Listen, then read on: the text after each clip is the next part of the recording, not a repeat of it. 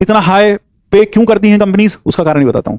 एक छोटा सा किस्सा सुनाता हूं, एक छोटा सा किस्सा सुनाता हूं, एक छोटा सा किस्सा सुनाता हूं। छोटा सा किस्सा यह है कि एक बार, चलते चलते 5 मिनट, एक बार, ये मैंने केस स्टडी अपनी एमबीए में पढ़ी थी जब मैं एमबीए कर रहा था, this was a case study there. एक बार एक टूथपेस्ट कंपनी थी, टूथपेस्ट कंपनी में बोर्ड मीटिंग हो रही थी जहां इस बात पर विचार विमर्श किया जा रहा था कि अपने टूथपेस्ट की सेल्स को कैसे बढ़ाया जाए। तो टूथपेस्ट की सेल को कैसे बढ़ाया जाए इस पर बात हो रही थी। उस मीटिंग में एक बंदा भी था, एक आईआईटीएन भी था। तो ये बोला गया कि कैसे सेल बढ़ाई जाए। बोले एडवर्टाइजमेंट करो, 2 बार पेस्ट करो, सुबह भी पेस्ट करो और शाम को भी पेस्ट करो, रात को सोने से पहले पेस्ट करो, है ना, सुबह भी पेस्ट करो, रात को सोने से पहले। इससे क्या होगा, हमारे पेस्ट की खपत बढ़ेगी तो सेल्स बढ़ जाएंगी। हाँ, बोले ये तरीका अच्छा था, तो ये तरीका लगाया गया, सेल्स बढ़ गई। लेकिन फिर थोड़े समय के बाद सेल्स बढ़ते बढ़ते बढ़ते बढ़ते फिर कांस्टेंट हो गई। अब फिर दिमाग लगाया गया, फिर मीटिंग बुलाई गई कि अब सेल्स को कैसे बढ़ाया जाए। तो उसमें कई लोगों के ऐसे प्रस्ताव भी आया कि बोलो हर बार खाने के बाद पेस्ट किया करो, उससे क्या होगा, खपत और बढ़ेगी, सेल्स और बढ़ जाएगी।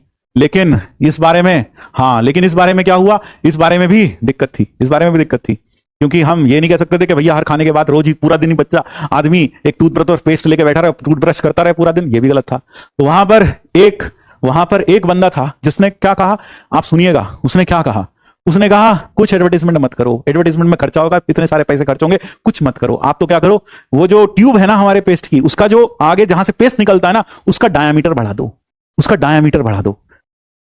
उससे क्या होगा, बोले सुबह उठता है आदमी, पेस्ट दबाता है, उसमें से पेस्ट निकलता है, वो ये नहीं देखता कितना निकल रहा है, निकल गया और फिर कर लिया भाई, खत्म। जब हम डायमीटर बढ़ा देंगे तो पेस्ट ज्यादा निकलेगा, जब पेस्ट ज्यादा निकलेगा खपत अपने आप बढ़ जाएगी। कुछ करने की जरूरत नहीं है, सिर्फ increase the diameter of the outlet.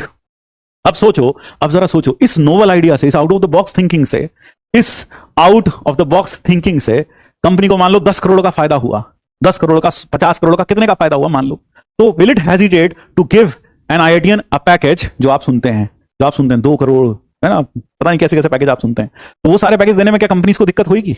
नहीं होगी।